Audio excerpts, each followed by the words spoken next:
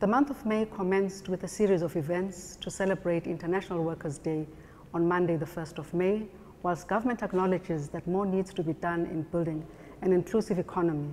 Our labor laws tick all the right boxes on all fronts, and this calls for a celebration and more collaboration. Government is driving the 2017 Workers' Month to take stock and celebrate how far we have come in our quest for social justice through labor relations dispensation. Government is equally promoting African unity, identity, and pride since May is referred to as Africa Month.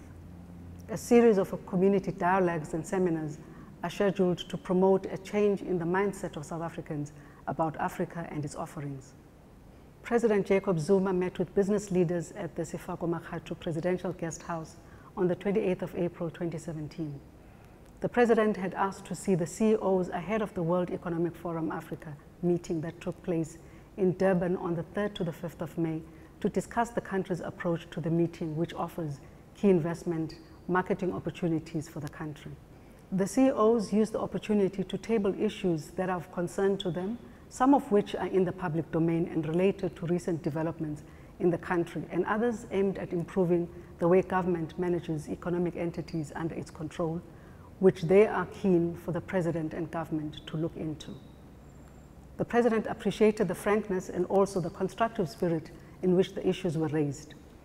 The two parties agreed to meet and soon to discuss the issues raised in a view to promoting unity in action in meeting the challenges facing our country.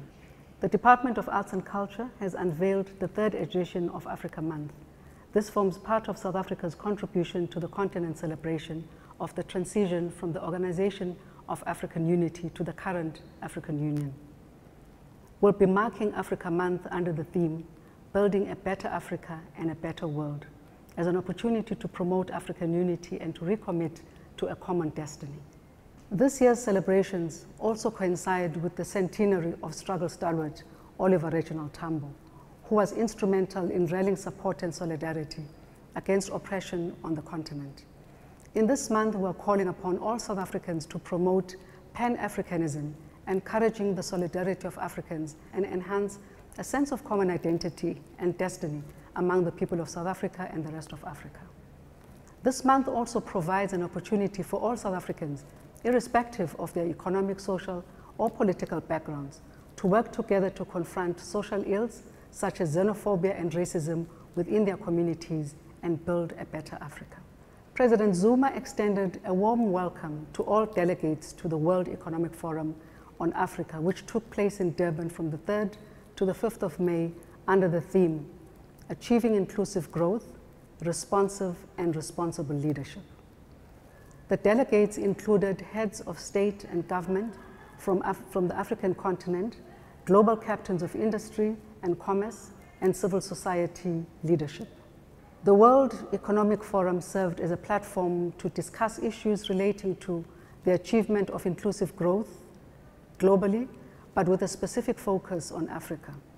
It was also an opportunity to again show world leaders that South Africa is open for business to further encourage interregional trade and inclusive economic growth. It is during this occasion that we learned that South Africa remains the #1 leading foreign direct investment destination in the continent. There has been a 6% increase in FDI projects. This is according to the financial service advisory firm EY's latest African Attractiveness Report. And this reinforces the fact that South Africa still remains a competitive and attractive investment destination.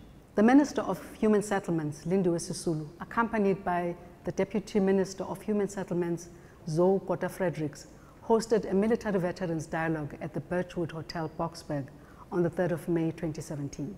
The dialogue was attended by more than 500 military veterans, representatives from different associations, discussing, among other matters, the need to speed up the delivery of military veterans' human settlements program and capacitating the veterans with economic opportunities in the industry. There are approximately 5,000 military veterans in need of decent shelter in South Africa, and the program is designed to improve the housing conditions of military veterans, offer them security of tenure, and contribute towards building an inclusive community to improve economic conditions and social security. On Monday, the 8th of May 2017, Minister Rob Davis will launch the 9th iteration of the Industrial Policy Action Plan, IPAP, at the Industrial Development Corporation in Sandown. This phase of the plan takes South Africa up to 2020. The focal point of the 9th iteration of IPAP will be the drive for radical economic transformation, whose key feature includes the need to raise aggregate domestic demand, mainly through public procurement and efforts to persuade the private sector to support localization, energetic implementation of the Black Industrialist Program, and the National Buy Back South Africa campaign, as well as strengthening of the ongoing efforts to build a less concentrated, more competitive economic and manufacturing structure. His Excellency, the President, Mr. Jacob Zuma, will officiate at the launch of the new train service on the 9th of May 2017 in Pretoria by PRASA.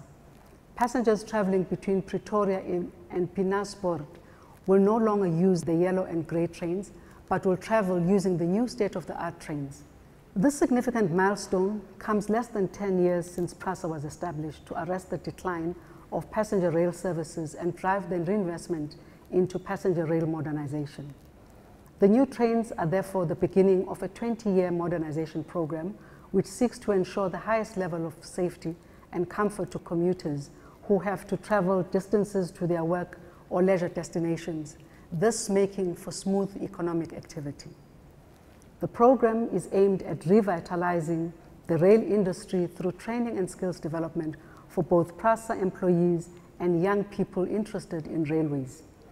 In addition, the modernization program will also focus on upgrading the current infrastructure while continuing to deliver new trains. This brings new hope for job opportunities and growth within the rail sector that has been neglected for many years, and most importantly, it means that more than ever, we need to continue to preserve and build upon our employee expertise in all aspects of passenger rail. From 16 to 18 May, the Inkosi Albert Luthuli International Convention Center in Durban will again play host to a major international event, the 2017 Tourism Indaba. A day before the Indaba, Minister Thokozile Xasa will host a meeting with African ministers of tourism. Both these events are aimed at boosting tourism numbers and tourism revenue in South Africa and the continent. In South Africa, more than 10 million international tourists arrived in 2016, 13% more than in 2015. This is well over the global average rate of 3% for the period. Let us not forget that the sad moment of the passing away of our learners in the Verena crash. The funeral service for the 16 victims and the general assistant who passed away during a taxi accident that happened on the 21st of April 2017 will be held this Saturday morning, the 6th of May 2017 at Wolfenkop in Limpopo, while 2 learners will be buried on the 7th of May 2017 in Kwanongoma in KwaZulu-Natal. You will recall the government has set up a funeral planning committee to assist the families in dealing with the tragic loss of their loved ones. We are united in the commitment to support the bereaved families in bringing closure to this painful matter. May their souls rest in eternal peace. As a caring government, we will continue to work to deliver services and to ensure that our interventions change the lives of our people and communities for the better. We invite South Africans to join us on this journey, because together we move South Africa forward.